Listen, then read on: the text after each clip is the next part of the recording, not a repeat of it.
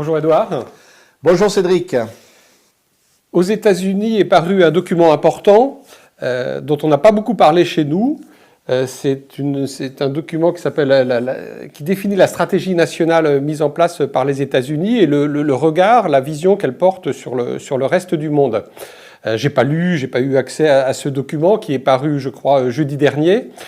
Vous l'avez regardé?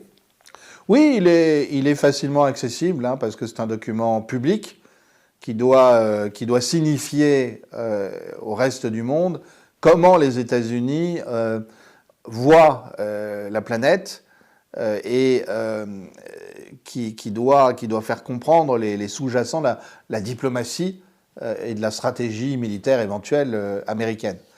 Alors, c'est intéressant parce que Trump a attendu un peu avant de publier le nouveau document. Et quand j'étais à Washington l'été dernier, on en parlait déjà, et puis les Américains ont pris leur temps. Alors, si on fait la synthèse, j'encourage à lire ce document qui est court, et vous le trouvez facilement en traduction, et qui est très clair sur la vision du monde de Donald Trump et de son administration. Je commence par mentionner quelque chose qu'on n'a pas vraiment mis en valeur dans les rares commentaires qu'il y a eu en France, mais même dans beaucoup de commentaires extérieurs. Il y a très clairement l'idée que les relations internationales sont fondées sur la souveraineté des États. C'est-à-dire qu'il y a un abandon de ce qu'on appelait le multilatéralisme ou tout ce qui est supranational, transnational. On verra tout à l'heure que ça a de l'importance puisque le document en profite pour s'interroger sur l'Union européenne et pour la critiquer énormément. Est-ce que ça a à voir avec un retour à la doctrine Monroe pour les Américains ? Alors, il y a effectivement la doctrine Monroe. Donc, je rappelle la doctrine Monroe, 1823. Le président américain de l'époque explique que les États-Unis n'accepteront aucune ingérence d'une puissance étrangère sur l'ensemble du continent américain, ce qu'on appelle l'hémisphère occidental. Bon. Alors, ça, c'est répété aussi. Après, on s'interrogera sur l'efficacité réelle. C'est-à-dire, autant dans les années 1820, les Américains étaient éventuellement crédibles quand ils pensaient pouvoir intervenir partout sur le continent latino-américain, autant là, on voit qu'avec le Venezuela, c'est effectivement difficile.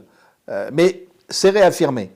Alors, ce qui est réaffirmé, en fait, c'est un repli des États-Unis, de la puissance américaine, sur le continent américain. On avait bien compris ça dans les premières déclarations de Donald Trump. Ce qui est aussi important à retenir, c'est le fait que la Russie n'est plus catégorisée comme ennemi ou comme adversaire. Donc là, c'est un changement gigantesque par rapport à Clinton, Biden, Obama et compagnie. Autre chose, la rhétorique anti-chinoise est très modérée par rapport même au premier mandat de Donald Trump. Alors moi, c'est ce qui m'étonne le plus, oui. D'abord, je pense qu'il y a une forte dose de réalisme, c'est-à-dire que Trump a touché du doigt la montée de la puissance chinoise depuis qu'il a quitté la Maison-Blanche en 2020. Et Trump a conscience qu'il est beaucoup en position d'infériorité par rapport à son premier mandat. La guerre commerciale récente, c'est la Chine qui l'a gagnée. La Chine qui a imposé ses conditions, même si Trump a enjolivé la présentation. Mais donc il y a ça. Il y a aussi le fait que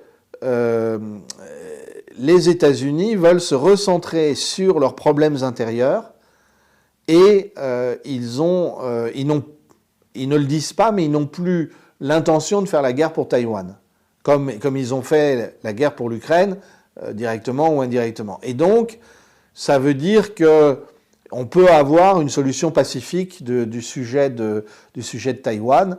On aura peut-être l'occasion d'en reparler spécifiquement. Enfin, il faut bien comprendre que ce que dit en creux cette stratégie nationale, c'est les États-Unis sont en crise profonde parce que le globalisme, l'impérialisme ont démoli la société américaine et la priorité est à la reconstruction de la société américaine. Rien d'extraordinaire par rapport à tout ce qu'on a entendu de Trump. Mais c'est intéressant que presque un an après sa rentrée à la Maison-Blanche, ils le redisent aussi fermement. Enfin, le dernier aspect, c'est la mise en cause des Européens comme des alliés fiables. Ça, c'est aussi extrêmement important. Alors, avec un raisonnement qui repose quand même sur une bonne dose de mauvaise foi, c'est-à-dire que vu comme les Américains, des gouvernements précédents ont encouragé l'immigration massive en Europe, ça faisait partie de cette politique globaliste, il est un peu cavalier de dire nous avons maintenant des doutes sur, vu la nouvelle composition ethnoculturelle des peuples européens, sur leur fiabilité dans le cadre de l'OTAN. Bon, c'est pas très élégant, on va dire les choses comme ça. Il n'empêche que ça met la panique à Bruxelles. Parce que ce que dit le document, c'est au fond, avons-nous encore besoin de l'OTAN ? Et la réponse, elle est pas explicite, mais elle est en creux, et la réponse est non.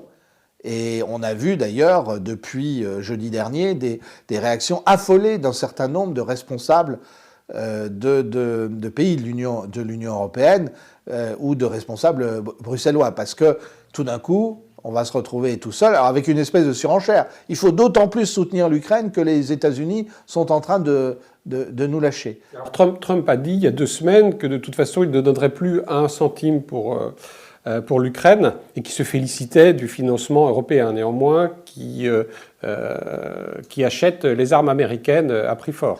Alors ça, c'est l'ironie de Trump, puis c'est la pratique à côté du document, par rapport au document. Mais je pense que ça va plus loin, c'est-à-dire que il faut bien comprendre que, on a eu l'occasion de le dire dans un autre entretien cette semaine, et il faut bien comprendre que pour Trump, c'est la guerre civile, si j'ose dire, qui a la priorité, si je l'appelle comme ça. C'est-à-dire c'est l'affrontement avec les globalistes. Et donc, le genre de message ironique de Trump où il dit « mais bravo les Européens, allez-y, financez », c'est aussi, les dirigeants ne comprennent pas, c'est aussi un encouragement absurde à se démasquer pour savoir qui sont définitivement les adversaires des États-Unis. Parce que toute personne qui continue à soutenir la guerre en Ukraine actuellement est un adversaire de Washington et de la société américaine qui veut sortir de cette guerre. Donc il y a aussi l'idée d'identifier qui seront les irréductibles du globalisme, et puis aussi de redécouvrir les réseaux qui les financent. Par exemple, il y a eu dans les médias américains ces dernières semaines des enquêtes absolument passionnantes. J'en ai parlé dans ma lettre confidentielle qui est parue samedi, la lettre de Brennus, numéro 3. Abonnez-vous d'ailleurs, parce que vous y apprendrez des choses qui sont dans les médias américains, mais qu'on trouve pas du tout dans les médias français. On a la liste maintenant de milliardaires européens qui financent les manifestations anti-Trump aux États-Unis. Et donc, pour Trump, le problème de l'Union européenne, c'est qu'en fait, c'est un allié objectif du Parti démocrate et du globalisme. C'est comme ça qu'il faut lire les choses. D'où l'hostilité dont on a parlé dans notre entretien précédent à l'UE. Mais ça va plus loin, c'est-à-dire que c'est l'idée qu'il faut détruire les réseaux du globalisme et qu'une partie d'entre eux se trouve en Europe. Alors moi, ce que j'entends, c'est que Trump entend faire baisser le niveau de tension. Avec la Russie, oui. Avec la Russie et même avec la Chine. Mais il y a quand même la Corée du Sud, il y a le Japon. On sait que ces pays-là dépendent de la défense américaine, ils sont sous leur parapluie. Donc comment vont-ils se situer aussi ? Alors là, on touche du doigt un problème très simple auquel sont confrontés les Américains. C'est toujours la difficulté qu'a un centre impérial à reprendre la main sur les périphéries, sur les États qui sont aux limites de l'Empire et qui mènent la guerre pour l'Empire. Et en fait, ce dont Trump est en train de s'apercevoir, c'est que quand on a dit à Netanyahou, enfin à Israël, quand on a dit aux Ukrainiens, quand on a dit aux Coréens et aux Japonais, soyez offensifs, ne vous laissez pas faire, ils ont pris l'habitude de ça. Autant c'est facile de libérer le génie de la violence de sa bouteille, autant c'est très difficile de l'y faire rentrer. Et c'est ce à quoi Trump est confronté actuellement. C'est que Zelensky, on en a parlé déjà la semaine dernière, il avait tellement l'habitude qu'on lui dise bravo, sois le plus russophobe possible. Non, il dit, non, mais moi, vous m'avez demandé d'être russophobe. Moi, je suis russophobe, je change pas de rôle comme ça du jour au lendemain. Le cas d'Israël est encore plus marqué parce que là, on a des décennies de violence autorisées par les Américains. Mais l'exemple de la Corée du Sud ou du Japon est un assez bon exemple aussi. Moi, j'aurais même donné l'exemple de l'Allemagne, puisqu'il y a un nombre hallucinant de bases américaines, toujours en Allemagne. L'Allemagne reste un pays occupé. L'Allemagne est le pays au monde où il y a le plus de bases américaines. Il y en a 25 ou 26. Et c'est assez impressionnant parce qu'en fait... là, pour le coup, on nous a dit l'Allemagne est redevenue une nation souveraine, elle s'est réunifiée. Et effectivement, les troupes françaises se sont retirées après 90, les troupes britanniques, les troupes soviétiques, mais pas les troupes américaines. Et donc, effectivement, le problème de Trump maintenant, c'est que Merz, lui, dit non, moi, je veux continuer à faire la guerre. Mais c'est l'histoire des satrapes de l'Empire qui ont tendance à s'autonomiser et qui veulent continuer à faire la guerre parce qu'en fait, ils en vivent. C'est ça qui se passe actuellement. Oui, en France, c'est une vision qu'on a du mal à porter sur l'Allemagne. On les perçoit comme une force économique et comme très indépendants. Et en fait, ils obéissent à d'autres allégeances. Ils ont laissé détruire Nord Stream, ils ont laissé détruire leur économie, ils ont renoncé au gaz russe bon marché. Précisément parce que leurs dirigeants sont des satrapes épris de violence, alors que la population et même les industriels auraient voulu faire autrement. Alors le cas de la France, il est curieux parce que nous n'avons aucune raison de nous aligner là-dessus. Le général de Gaulle a demandé à l'OTAN de partir en 1966. C'est toujours notre politique d'indépendance qui avait été prisée. Jusqu'à Chirac, et même on peut dire Sarkozy réagit intelligemment sur la Russie lors de la crise de Géorgie en 2008, mais non, là on veut en être, on prend le parti des satrapes contre l'empereur qui veut faire la paix. Là on a un vrai sujet. Bon, c'est lié à la personnalité de Macron, mais ça sera, j'espère que ça sera pas éternel. Oui, c'est un sujet qu'on va continuer à développer puisqu'on touche au cœur de la stratégie américaine. J'aurais voulu qu'on revienne un petit peu sur la politique immigrationniste et l'autre volet, c'est-à-dire la souveraineté réaffirmée américaine, mais aussi la souveraineté qu'ils entendent développer chez leurs alliés.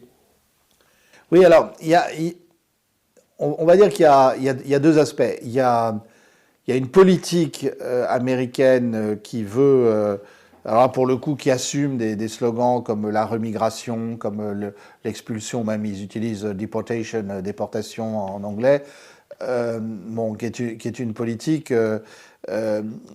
dont on voit bien qu'elle ne peut pas se mettre en place sans brutalité. Donc pour la légitimer, le gouvernement Trump dénonce la connivence entre les immigrés et ceux qui les défendent, qui sont souvent d'inspiration gauchiste ou marxiste. Et puis après ça, ils font un lien avec le Venezuela et le gouvernement de Maduro très à gauche. Et puis d'une manière générale, est-ce qu'il y a un complot marxiste contre les États-Unis en Amérique latine? Donc on voit bien que cet aspect-là des choses est pas forcément maîtrisé, puisqu'il ne repose pas sur des bases factuelles. Il repose sur des partis pris politiques. Il n'empêche qu'il y avait bien eu, de la part des démocrates, l'idée de faire venir le plus possible de migrants dans l'idée qu'ils deviendraient des électeurs du Parti démocrate. Alors c'est là que souvent les partis de gauche pro-immigration se font des illusions. C'est qu'est-ce qui dit qu'à terme, les immigrés continuent à voter pour la gauche. Et c'est là que la droite n'est pas toujours très intelligente, c'est-à-dire que, en fait, un immigré qui s'installe, il a tendance à devenir conservateur, parce qu'il voudrait défendre ce qu'il a gagné comme argent, la situation qu'il a obtenue, et surtout, il veut s'intégrer. Bon. Et de ce point de vue-là, j'entends au sein du Parti républicain qu'il y a un débat qui commence en disant, est-ce qu'on n'en fait pas un peu trop ? C'est pas simplement, comme me le disait hier quelqu'un qui a une belle maison au sud des États-Unis. Bon, j'ai plus de jardinier mexicain, c'est quand même embêtant. Mais non, il y a un débat qui est plus profond, qui est en train de se poser. Ensuite, évidemment, le problème qui se pose, c'est un effet de masse pour l'immigration. C'est les quantités de gens qui sont arrivés. C'est ce que maladroitement le document de la stratégie nationale américaine actuelle, celui de 2025 dont on parle, met en avant. Bon, on aimerait simplement un petit mea culpa sur le mode on sait que les gouvernements américains précédents ont beaucoup encouragé ça et maintenant nous encourageons les gouvernements européens à changer de politique. Y a-t-il un volet sur la drogue, puisqu'on a vu avec les déclarations de Trump qu'il entendait mener dans le monde entier une guerre à la drogue, à l'économie Oui, ça fait partie des sujets, mais ça dénote bien un repli des États-Unis sur leurs problèmes intérieurs, puisque le problème de la drogue est d'abord le problème de la consommation de drogue aux États-Unis du fait du délabrement de la société, qui n'est pas simplement un délabrement économique et social, qui est aussi un délabrement psychique. Merci Édouard. Merci Cédric. À bientôt.